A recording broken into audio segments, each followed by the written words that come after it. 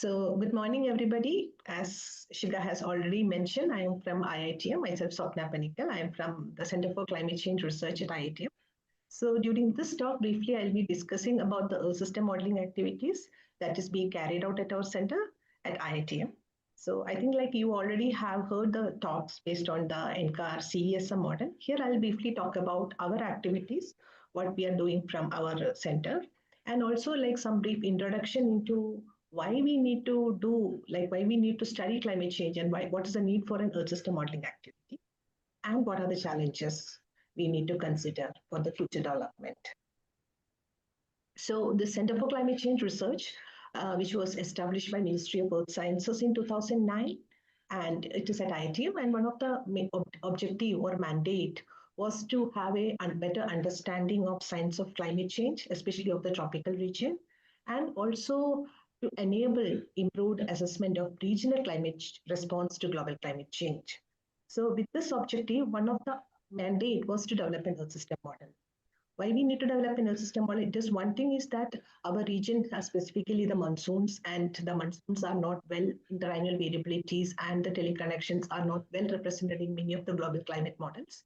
So to have a better understanding of the regional aspects of monsoon and its variability, how the global climate change is going to affect the monsoon and its variability and increasing extremes, one of the model that is centered with the monsoons was necessary.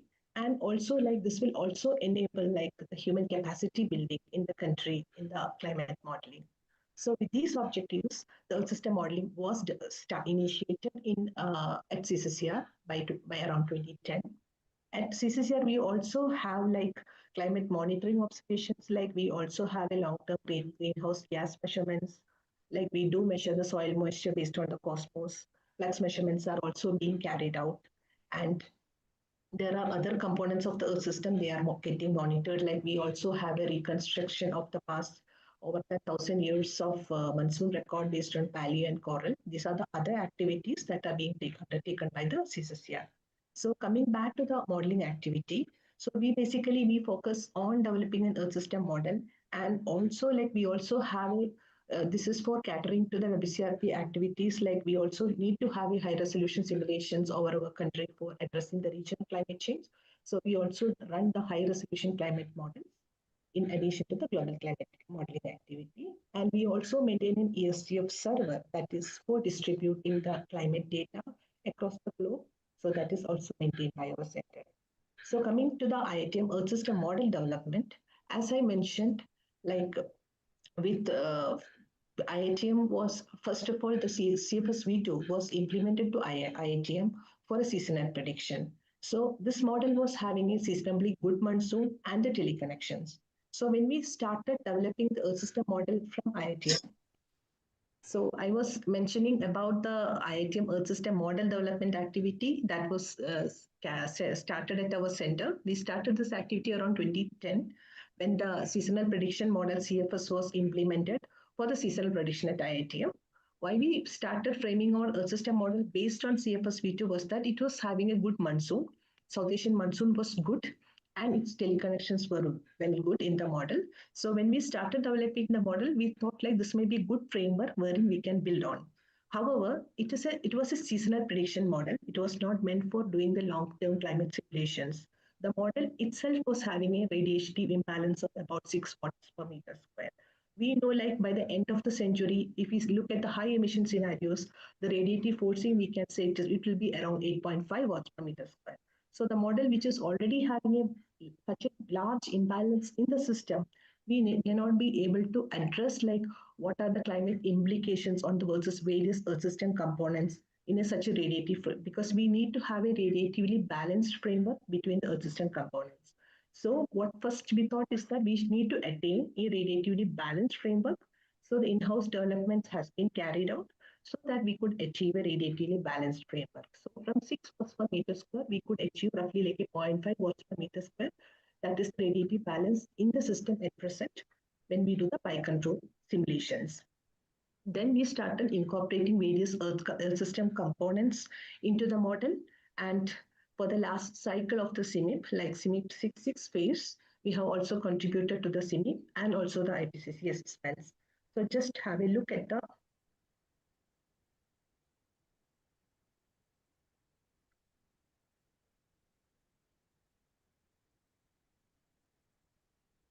Hello. Yeah, just a moment. Okay, sure.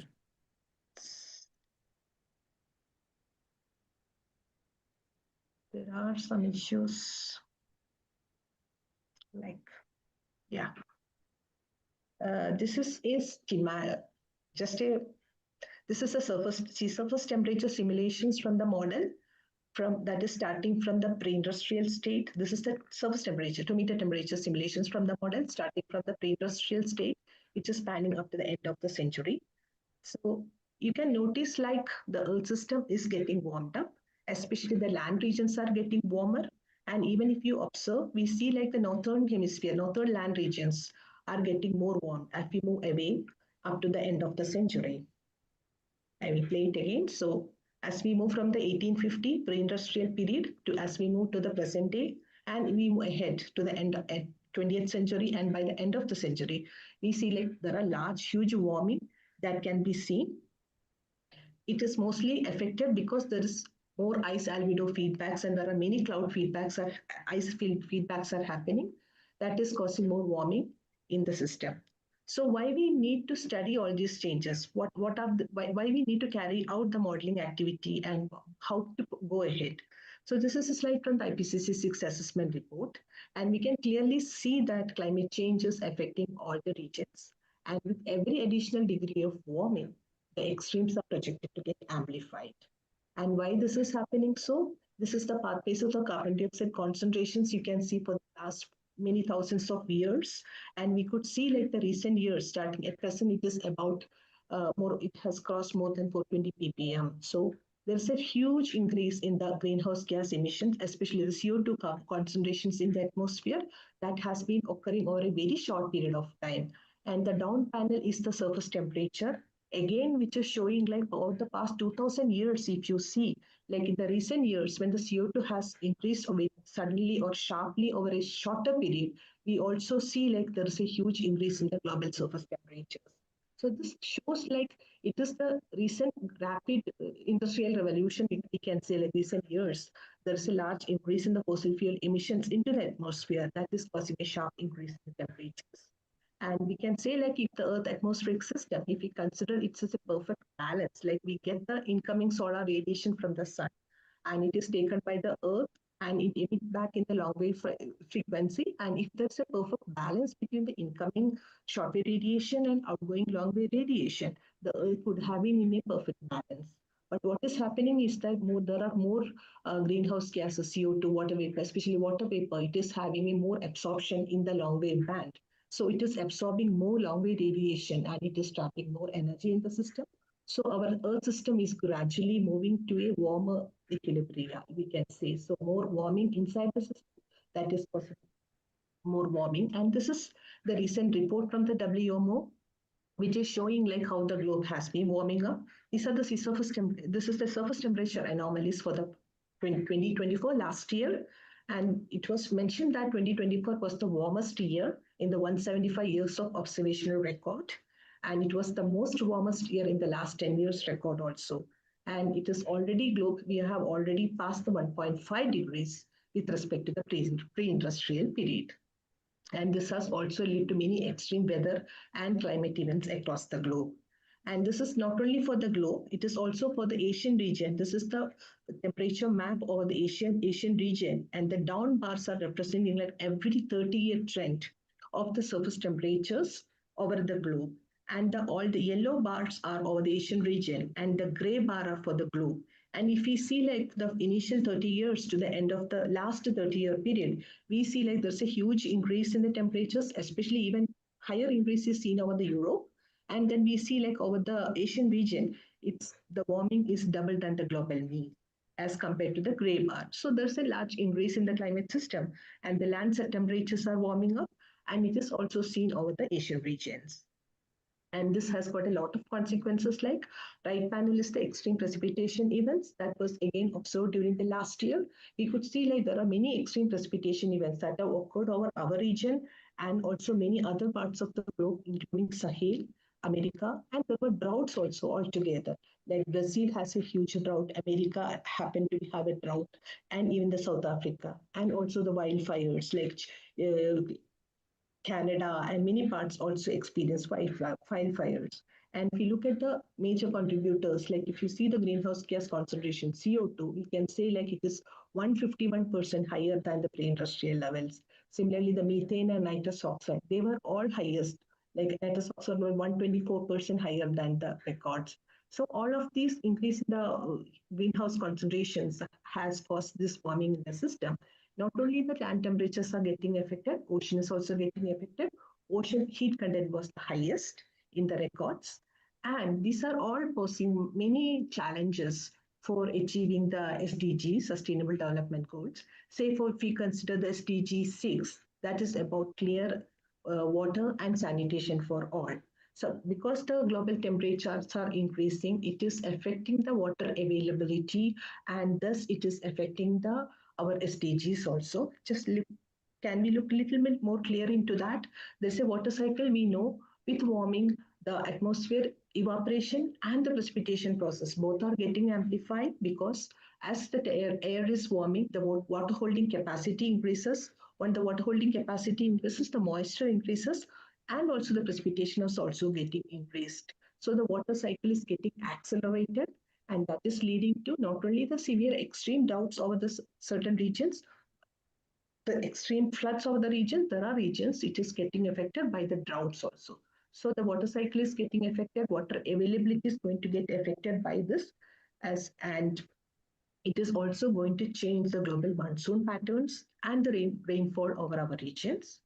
So this is the precipitation projection during the summer monsoon season by the end of the century. Down above one is the from the multimodal mean. They have participated for the CIMIP 6 and from the IPCC 6 assessment report. And the down one is from the IITM ESM, wherein we also did the climate simulations up to the end of the century.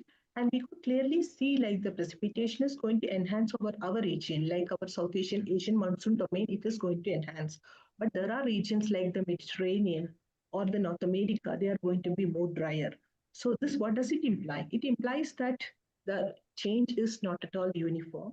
Even the precipitation patterns are going to be vary, and it will have there are a lot of global drivers that they are going to impact both the dynamic as well as thermodynamic contributions will be different. And coming back, and this is the, again map from the IPCC report, which shows that not only the mean is getting affected, the extremes are also going to change under a warming climate. This SAS means it's the South Asian region, and if the globe is divided into different blocks, and we can see like the all the dots which represents like there is a significant or high confidence in the change, wherein most of the global regions we can see like the heavy precipitation events have already increased, or we can say like very high confidence the heavy precipitation events have increased across many of the regions of the globe. We know the precipitation is increasing, but and also at the same time the droughts are also enhancing. This is the water stress map. Like water stress, it is defined like if it's based on the per capita water availability per year. And we can see like most of our regions, like a South Asian region and the Mediterranean, Middle East, and parts of the America, everywhere it is going to be water stress. That means that water availability is going to affect it, even though we may be getting more rainfall or more precipitation in a warming climate. This is most because there is a huge population demand, there are urbanization happening, and there is a contributing factors from the climate change. So if we are coming to the what is the role of oceans in the system, we know like ocean they are occupying more than 90% of the heat in the Earth system is taken by the oceans, just because ocean is having a huge heat capacity. So most of the heat is taken by the oceans. And if you just make a simple calculation, like if you give same amount of heating to the both the atmosphere and the oceans, and if we look at the changes in the temperature that taken by the ocean, by the atmosphere. If you give us, say, like 240 joules per heating is given both the atmosphere and the oceans, because ocean has a huge heat capacity, about 4 times that of the atmosphere, and also it is having a huge mass. So it can't absorb, or if the delta change in the temperature is much small in the ocean as compared to the atmosphere. Thus, the ocean provide like we can say thousand times climate services by mitigating the heat. that is absorbed in the earth system. But there are consequences, like we already have seen, like last year the heat content was higher in the oceans. Because oceans taking more heat, it is going to expand, and as they expand, it is going to impact the sea level. There are and it is also becoming like it is more acidifying, and it is going to affect the biological productivity and marine diversity. So there are many implications, like how the heating in the system is going to change. And this is an example of how the sea level is going to be affected. And we can see like this is a global map, which is going from the across the scenarios, going from the medium scenario to the high end scenarios. And there is like we can see high warmth increase in the sea level. You can see on the Western Pacific, also our region, like the Arabian Sea, in the Northern Arabian Sea and the Western Equatorial Indian Ocean, sea level is projected to be high. This is just because oceans are absorbing more heat, and Indian Ocean has its own peculiarities, like it is landlocked to the north, and the heat is absorbed, is retained in the northern Indian Ocean. As a result, the ocean temperatures are increasing, SSTs are increasing on the Indian Ocean, and it is also increasing the sea level in the Indian Ocean. So if you look at the different global climate drivers, like we can say 7 drivers: temperature and energy, atmospheric composition, ocean water, and cryosphere. All of them are getting affected by the increase in the temperatures. And so how do we, there are two ways, like the climate change is happening and it is impacting the climate system. So what is the way forward? We need to mitigate the impacts of climate change, or we should find a way to adapt to the changes in the system. How can we do that? How much mitigation is needed, or how much do we adapt to the changes in the system? For that, it is very important, like we need to know what has happened to the system, and what in the near term, or by the end of the century, how much changes can be seen in the system. For that, modeling is very necessary for a policymaker to know like how much adaptation measures to be taken, or what are the mitigation to be considered. So for that, we need to know what are the projected changes in the climate system in the near term, may say 30 years ahead, or by the end of the century. So this is an example, like the temperature projections from the global model, wherein the black curve represents its the observed temperature, just starting from the pre-industrial period, say 1850 to the 2020. And we can, with the climate model, we can run different simulations with different external forcings. Say we run the model only with the greenhouse gas forcings. So we can say, look and see like what are the implications if there is an increase in the carbon dioxide, say by 30% or 40%. And if there are other forcings like methane is increasing, what are its implications? Similarly, you can also run the model with only forcing with the aerosols. Suppose I turn off everything and I only change the aerosol concentration over a period of time. How the Earth system is going to respond to that? Or I don't put anything, only the natural variabilities, like different modes of variabilities, El Ninos, IODs, or PDO, how they are going to change the system. So in order to have a separation and see like how the different external forcings are going to change the not only the temperatures, different aspects of the climate system. Earth system models are very important. We can do experiments with the model with individual drivers, and we will be able to understand, detect, and attribute the changes in the Earth system. And I think I have seen the schedule of the talk. There are many lectures specifically designed to talk about the different models, hierarchy of the models, and how they are formulated. So I am not going deep into the Earth system modeling perspective, but I just say like Earth system model are very important tools wherein which will help us to understand the climate variability and change, and how the different Earth system components like atmosphere, ocean, land, cryosphere, they interact with each other, and how do they exchange the heat, flux, and momentum across the different components of the Earth. They are just a mathematical representation of the equations wherein we can say like the globe is divided into the grid cells, and they all represent it. It's a three-dimensional view of the whole system wherein they represent like different components: earth, atmosphere, ocean. How do they interact with each other? How they exchange different heat, flux, and momentum across the components. So it's a mathematical representation. We can solve the primitive equations and we will get to know the changes in the system.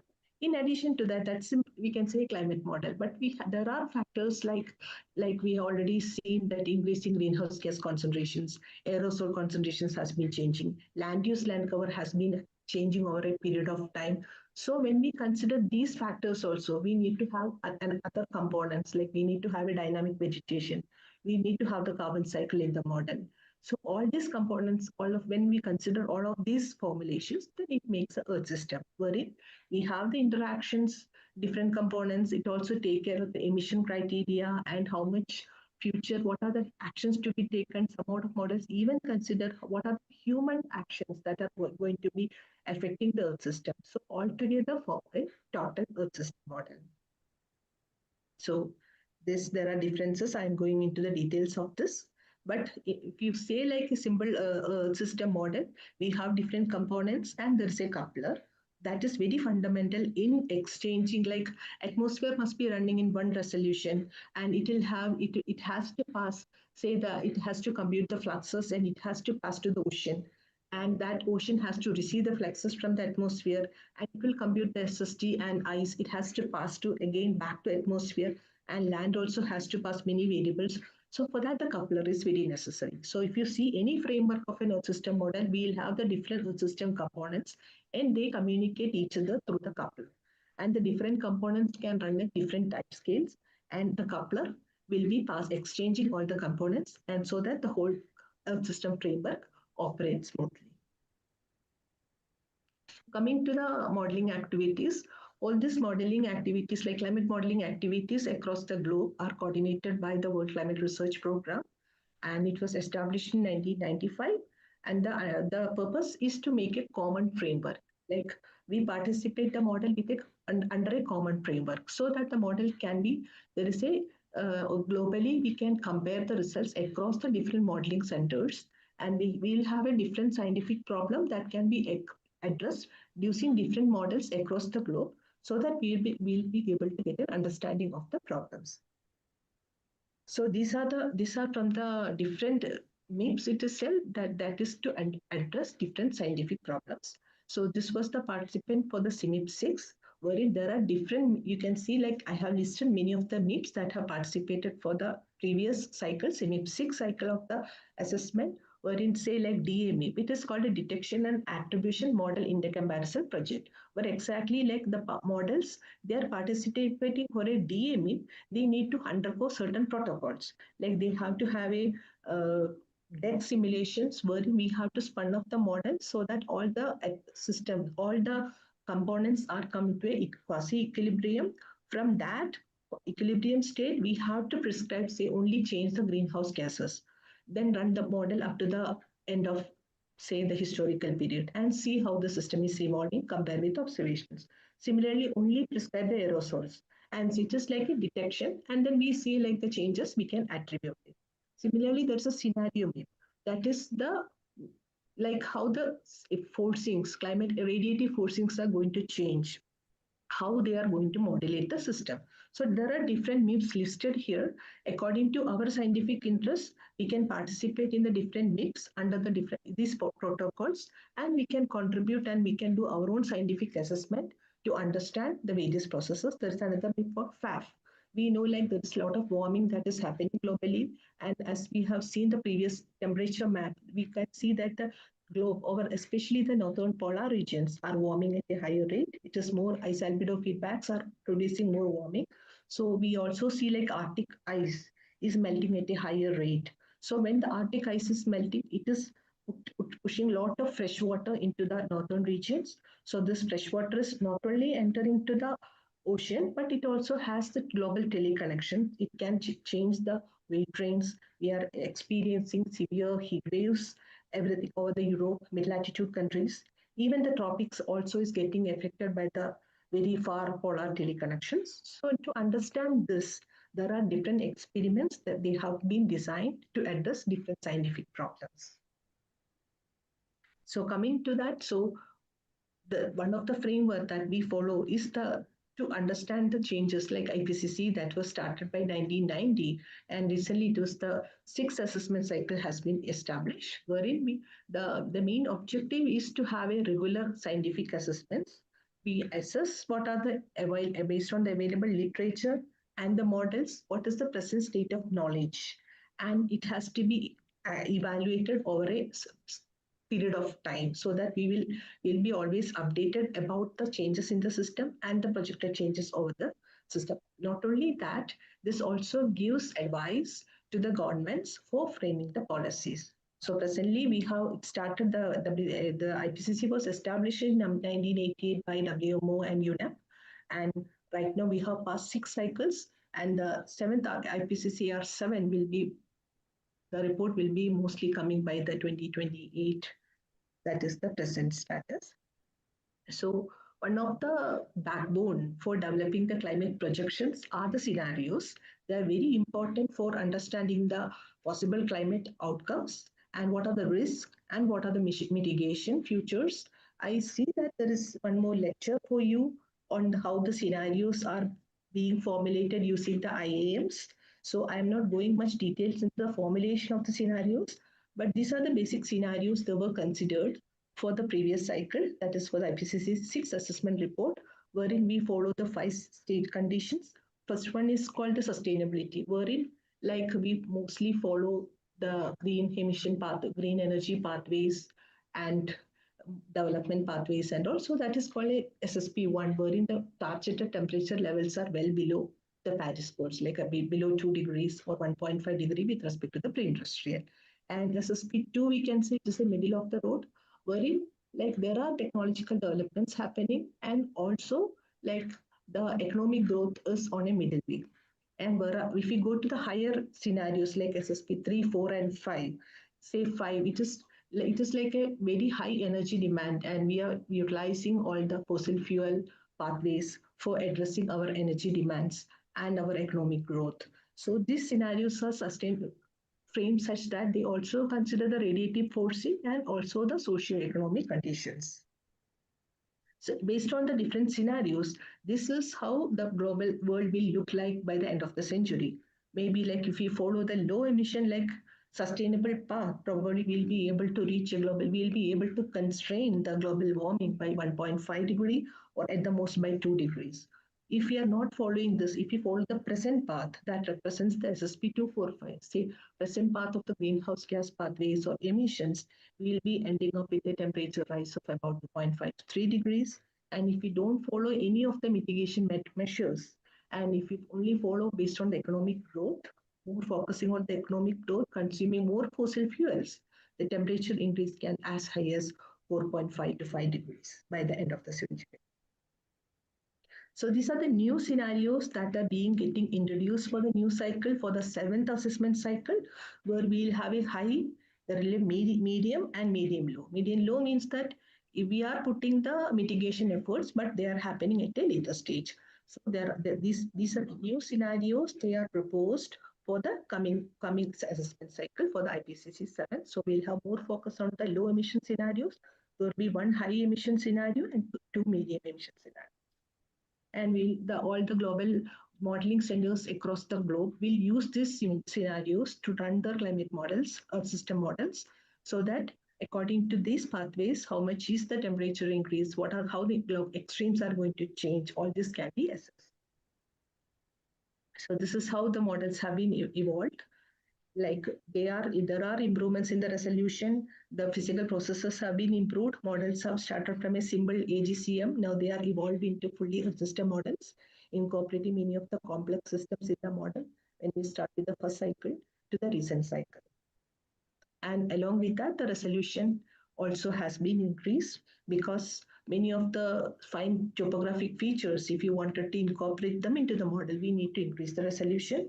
And also like model complexity, like if we are adding more Earth system components, making the system more complex, so that we'll be able to understand the interaction of different components across the system. So that has been improving over a period of time. And along with that, we need to consider like when we increase the resolution, when we are enhancing the components in the system, the computational power also need to be enhanced. If we increase, say, like a resolution 2 times, we need to have a computational resources 10 times than this one. So this is how the computational resources are also increasing over a period of time, as we move the climate modeling activity from a lower resolution models in the same 1980s to the present period. So at IITM recently we have also procured a new HPC, which was inaugurated by our Honorable Prime Minister. So we have two centers, one at IITM Pune and one is NCMRWF. Altogether, it is a 21 petaflop supercomputing mission called Arca and Arunica. So we have all migrated our models to the new system, and we will be performing the next set of CMIP and the AR6, AR7 simulations in the new system. So these are the global modeling centers. They have participated for the 6th assessment cycle across the globe, and India is also there from IITM. And this workshop is particularly focusing on the hybrid methods. There are, because we know like the models always have the biases, systematic biases, we can say they will never compare with observations. If you see for the case of the monsoon, like there are models always have the systematic biases, and if you see the precipitation, there always a dry bias. We can say in the upper levels, the temperature bias, we can say like tropopause is very cold in the models, and many of the fine scale processes are not able to represent in the models. So we rely on the subgrid scale parameterizations. Many of the subgrid scale, a process which cannot be represented in a grid scale, that has to be parameterized. So these parameterizations imposes many of the biases or errors in the model that amplify with integration. So one of the way forward is that we can consider that hybrid approach. So many of the subgrid parameters we have, because with the satellite data and many of the data sets are coming up, so that we will try to learn the data driven models to parameterize. So some of these subgrid scale, like say cloud processors, microphysics, some of these can be we can move away from the parameterization. Data driven approach can be utilized to model these, and this can be integrated with a physical or a system model so that we can implement a hybrid approach, so that many of the systematic biases in the model can be improved.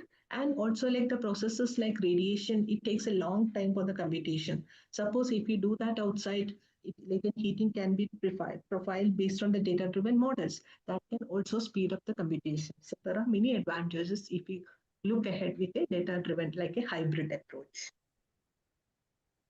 So it says here, Shikha, I have still time. Yes, yeah. You stay up. Yeah. So I will just touch upon the, like, we started our activity with 2010. We developed the first version of the IITM Earth System model by 2014. It was just a prototype. It was having a lot of energy imbalance. Then what we did our in-house developments so that we could achieve a radiatively balanced framework. Then we focused on adding more Earth system components into the model, so that by 2018, actually, we had a one first version of the Earth system model ready, with which we have contributed to the CMIP and the IPCC assessment. So this was the model what we have participated for the 6th assessment cycle of IPCC, wherein we have the land, atmosphere, ocean, and ocean biogeochemistry. And these were the simulations what we are carried out from our center. Like for entry into the CMIP, there are mandatory set of experiments. They are called the DEC, where we need to have an energy balance framework. For that, we need to do by control simulation, say for 1,000 years, and say make the system, all the components into a quasi-stable state. Then you do the transient response, increase the carbon dioxide per every 1% per year, and see like how the transient climate is going to evolve.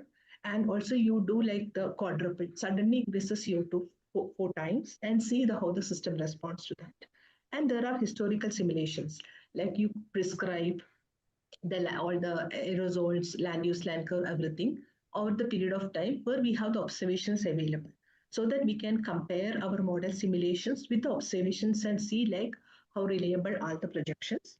And then from that point of view, we start our future projections that follow different scenarios from the high end to the low end scenarios. That will help us to understand the projected changes in the climate system and also do the other ideas. So because we participated this for the first time, we focused on trying to make like understanding of the system, how reliable projections are, how can we improve the projections. So these were the exercises we have made from our center. So we participated in the mandatory experiments. We did a future scenarios, and we also participated in the detection and attribution, and also like the implication of the Arctic ice melt on the global tropics. So these were the experiments what we have committed and participated for the last cycle.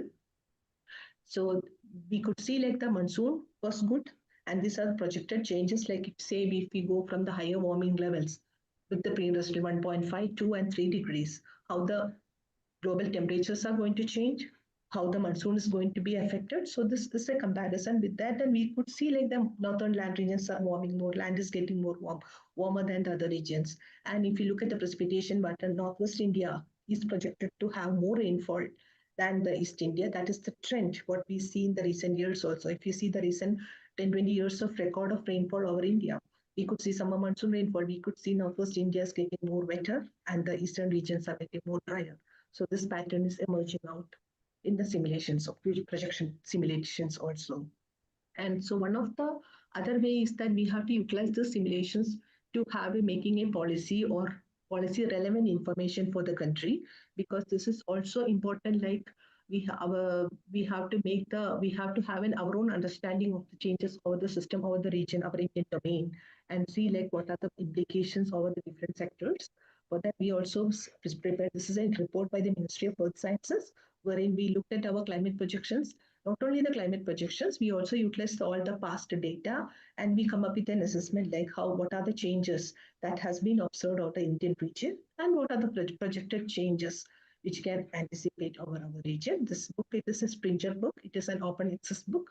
Anybody can look into that for more details. And these are some of the things like we evaluated our model. Left side is from the observations and right side is from the historical simulations. What are the changes over the period of time where observations are available?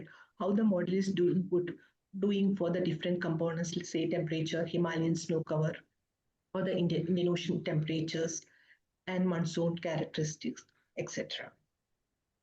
And these are the contribution to the IPCC. Like all the global centers, under the same protocol, they run their Earth system models to look at this is a global surface temperature from the different modeling centers across the globe, and how the projections, they are looking at the temperatures change over the globe. And our model is one of the component to that. And this data from the model is publicly available. It is through the Earth System Grid Federation node, wherein it is publicly available. Right now, we are migrating to a meta grid that is even more easy for downloading.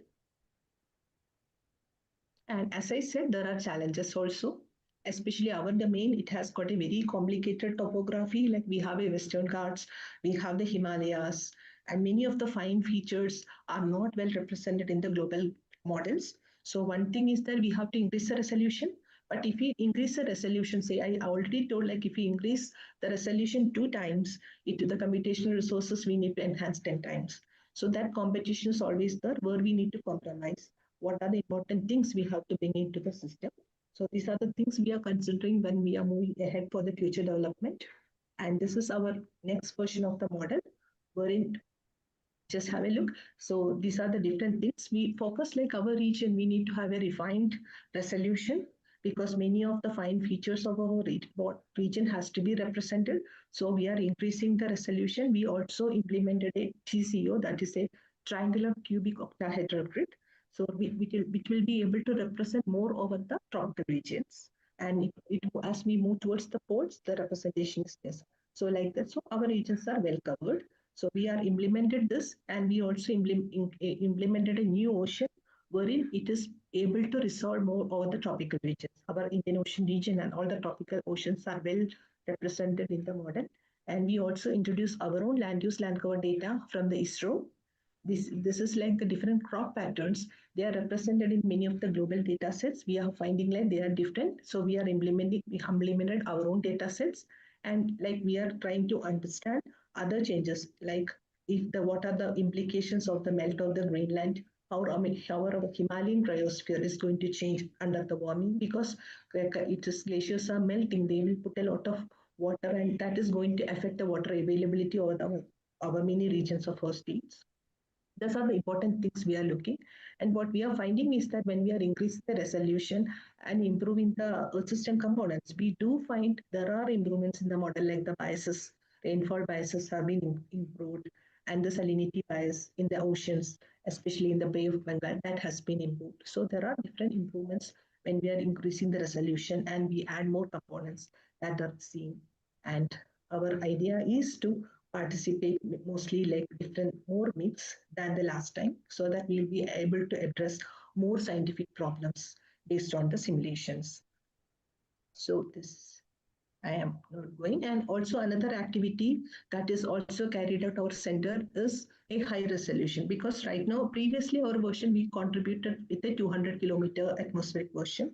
Now the present CMIP 7 and IPCCR 7 will be contributing with a 67 kilometer.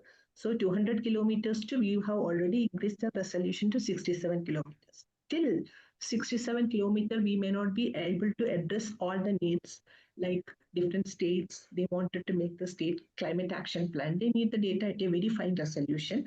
So one thing is that we can downscale these climate projections to the final grid using the observations. And another activity that is being carried out at our center is to do a high resolution simulations, especially over a South Asian domain. So we did a 50 kilometers resolution simulation as part of the Cortex, that is called the coordinated regional downscaling activity, where we use the global models. We take the boundary forcing from the global model and we run the regional model at an even finer resolution based on the boundary conditions coming from the global climate model. So this we have done at 50 kilometer previously. Now what we are planning is that we already have a global model at 67 kilometers. So we will be doing a regional downscaling activity, numerical downscaling activity at 27 kilometers. So the data from the 67 as well as the 27 kilometer will be available for the stakeholders. Yeah, we can look into the different aspects. So I think I am almost covered. This is the pathway. So our idea is to increase more climate products from the model so that these indices will be based on the historical and future projections, so they can contribute to the climate services to the nation. So this is the Earth System Grid Federation node that is established at the IITM, which is a 2 PB capacity right now.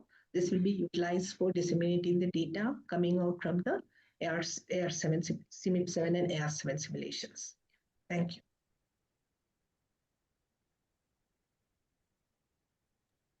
Right.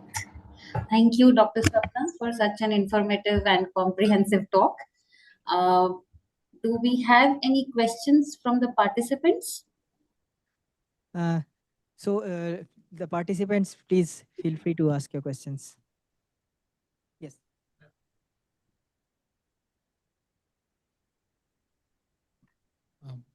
Hello, ma'am. I hope I'm audible. Yes. Yeah, my name is Deepak. I'm from the atmospheric science background. Okay. Hello? Yes, I can hear you, please. Yeah, okay. So I'm from atmospheric science background. So I know very little about the ocean. So I'm interested in the ocean warming part of the climate change thing. So we know that oceans warm slower and they cool down also slower. So what is the impact of this increase in ocean heat content other than the increase in mean sea level rise? So do we have like long-term impacts of the increase in ocean heat content that will affect the feedback to the atmosphere? So can you please throw some light on it? Yeah, definitely. Because as I told, like to have a proper balance, there should not be no heat accumulated in the system. But every component like land, atmosphere, everything has, based on their heat capacity, it can take how much heat into the system can be absorbed. Because ocean has a huge heat capacity. So compared to the other components, say land or atmosphere, it can absorb more heat in the system. And there are also deep overturning circulations, say like at Atlantic, we have an AMOC, Atlantic Meridional Overturning Circulation, which can dump the heat into the much deeper levels and recirculate across the oceans. So ocean, we can say like more than 90% of the heat in the system is taken by the oceans. As the ocean are taking the heat, and because that heat is getting accumulated, say in the upper few hundred meters, if you can say like Indian Ocean, we have a very shallow or meridional overturning circulation. So it is accumulated in the upper few hundred meters. So it is increasing the heat content. If we say for the Atlantic, it has a very deep overturning circulation. So heat is dumped, like the current that is transferring the heat, it is dumped more even to the deeper levels. So whatever depth it is going on, the heat is going into the system. In the oceans, it is increasing the heat content. So once the heat content is built up, then it will affect the gradients. You can say like El Ninos, that are the internal variability where more heating happens in the east or the west, the winds get changed accordingly and the circulation is getting modified. Similarly, like the heat content is getting absorbed, more heating is happening, say Indian Ocean, we say like the equatorial and western Indian Ocean is getting warmed up more. So accordingly, it will drive the circulation patterns in the atmosphere and it will feed back to the atmosphere. So whole system will be getting affected. So we can say like all feedback loop is always getting affected. Even though ocean warming is a slow process, it can impact the other processes in the climate system. Thank you, ma'am. I just have one more small question. So I'm just curious why there is no CMIP 4. There is CMIP 3 and then rightly CMIP 5, 6. Yes.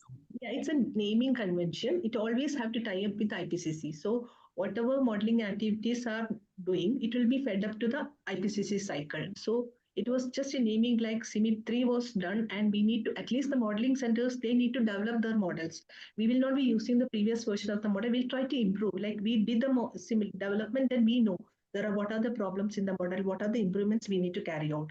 At least 4-5 years is needed for a center to come up with the next version of the model where they try to refine some of the problems in the model, add new components and come up. So every 4-5 year only it is possible. So like that, it is tied up like CMIP 3 happened. So next cycle, by that time IPCC assessment also there's a global stocking happens. So that's just a naming convention, nothing like that. So CMIP 3, it happened up like CMIP 5. Thank you, ma'am.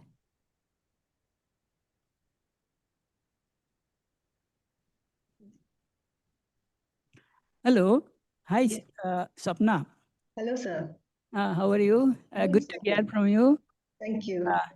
It was good to hear about the art system model, which I was associated when I was there, and good to see the progress.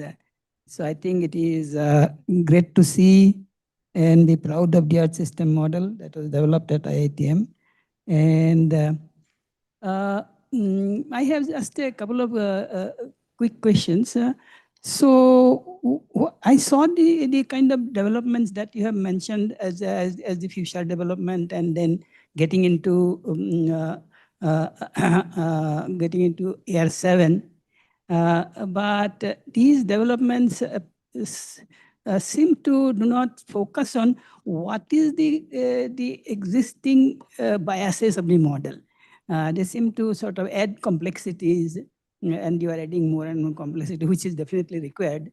But at the same time, I think it is important to start with what are the existing biases of the model and how we can improve that. And maybe I did not see that. And what is it?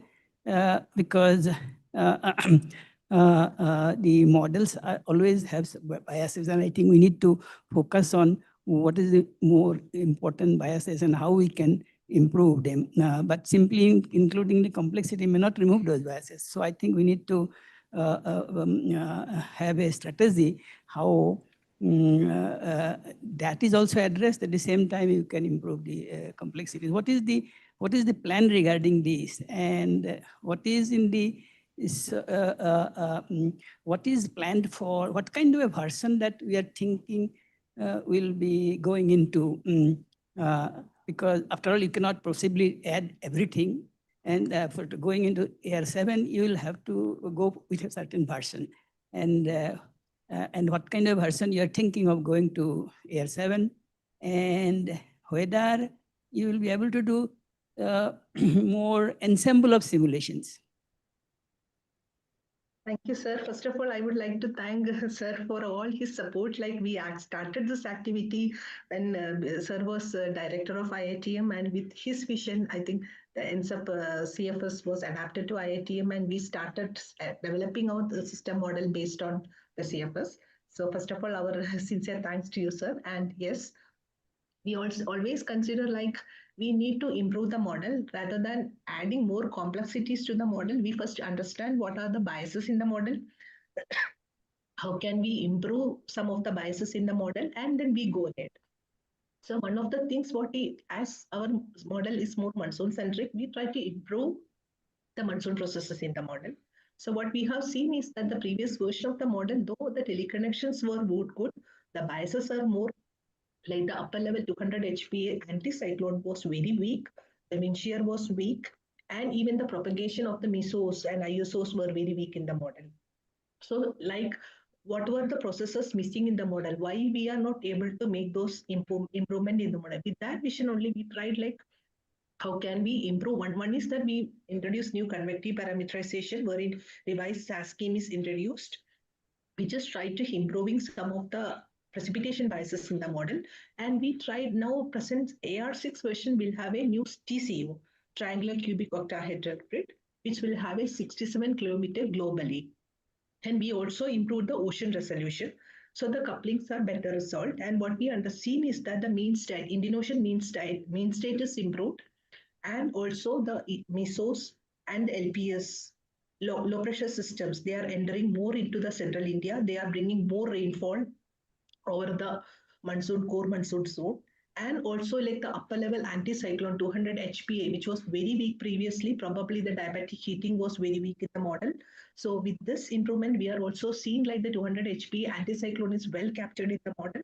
So if you say like many of the aspects of the monsoon, not only the mean, the subseasonal scale are also improved in the model. So this will be the version we'll be using for our AR6, wherein we'll have a mean and the subseasonal variability better in the model.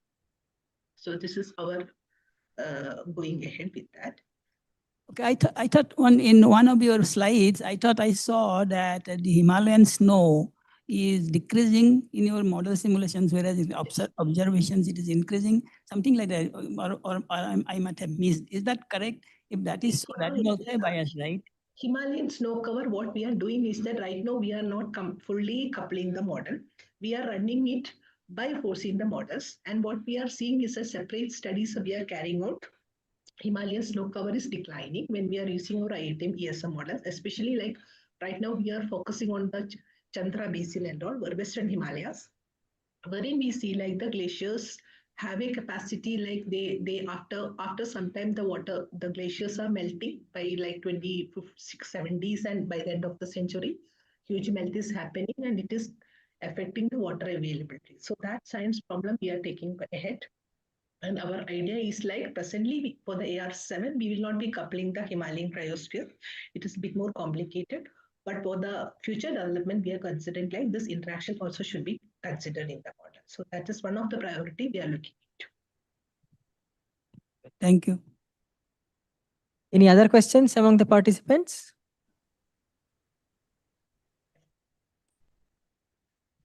Good afternoon, ma'am. Ma'am, I'm Sreyashi. Thank you for the wonderful overview on IITM's ESM.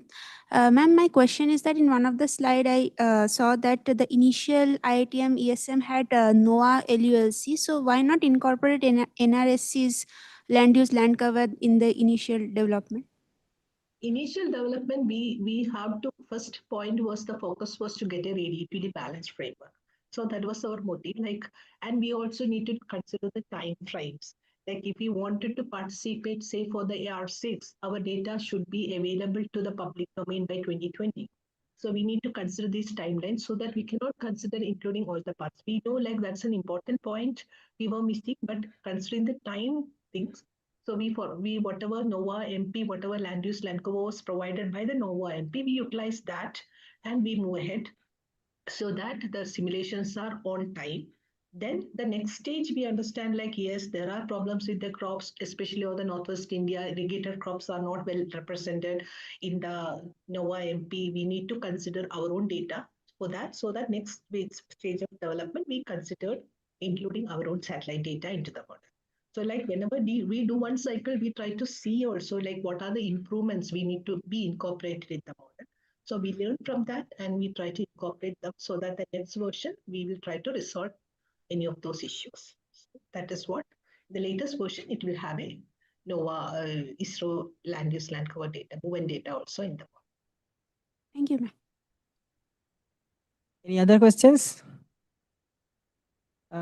Shikha, there are some questions in the chat. So maybe you can read them out. Yes, I'll do that. So there's one question: how can outputs from this model be downscaled or adapted to study regional impacts, such as climate-induced changes in ocean circulation or pollutant transport along Kerala's estuarine and coastal systems?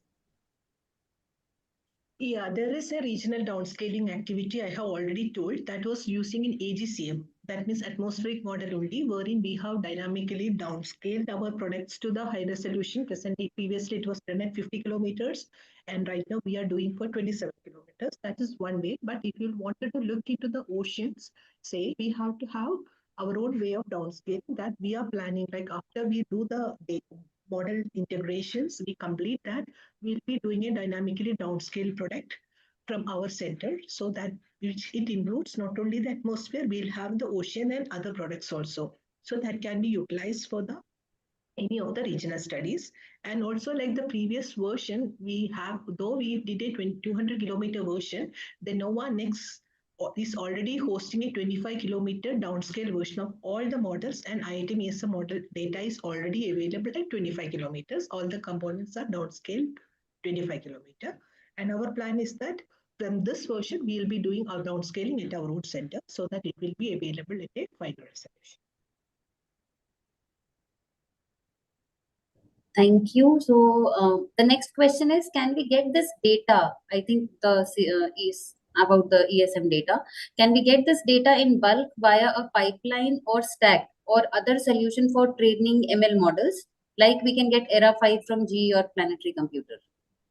Definitely, all the data are public in the public domain. Whatever simulations we have done, I have already mentioned the ESTM. It's called an Earth System Grid Federation, and there is you can just search net on the online. There are different centers across the globe. They are hosting the ESTF servers, and IITM at CCCR we are also hosting an ESTF server. You just have to get a login and password. You can enter into the system and you can download all the data sets, not only from our center, all the global data sets are available. You can download them. Python scripts are also available. You can do a bash download also. That is also possible. Thank you. So those are the only questions in the chat. If there are any, Adway, are there any other questions from the audience there, in-person participants? I would like to ask a couple of questions. So one thing, the first question I had is how do you represent various human activities in like this Earth system model? I mean, I understand LULC can be considered as a proxy of human activities, but like are human activities or emissions by humans in through different activities, and especially their spatial distributions, is that can that be modeled more explicitly? Adway, it's a very interesting question. We really would like to do that, but presently we no. My answer is no. We are only considering the land use land cover. We also say like the changes in the aerosols, that is again coming from the industrialization and human activities. So these are the few things we are looking into the model. That's a way forward. Like we also need to consider other human components also. That is like our future vision. Probably we'll be able to do that. Okay, and since this is a workshop on machine learning for Earth system modeling, so the natural question that asks is this IITM ESM which has been considered. So, like, does it at the moment, does it include machine learning in any way, or are you planning to incorporate machine learning in any way to improve it? Yeah, definitely. Our vision is to make a hybrid model. Like hybrid means we'll have the physical model and also the machine learning methods. So that as I told, like many of the subgrid scale parameterization, we also always depend on the parameterization scheme, say convection or microphysics. So they are also always producing systematic biases in the model on different processes. So one way to get out of this or improve them is to have a hybrid approach, wherein some of these things has to be driven based on the machine learning methods and they can be utilized in the model. So that is one way. Like there are centers from Germany, DKRC, they are already working on these lines so that they are going forward with a hybrid approach. And our vision is also like the next version in the coming years, we'll be also following the same, adopt the same method to have a hybrid or system model. Okay, thank you. Thanks a lot, Dr. Swapna. Any further questions from the audience? If not, let's thank Dr. Swapna for this very interesting and insightful talk related to climate change projections and so on, and her efforts in the IITM Earth system model. Yeah, thank you so much. Thank you for giving me opportunity. Thank you. Okay, thanks a lot.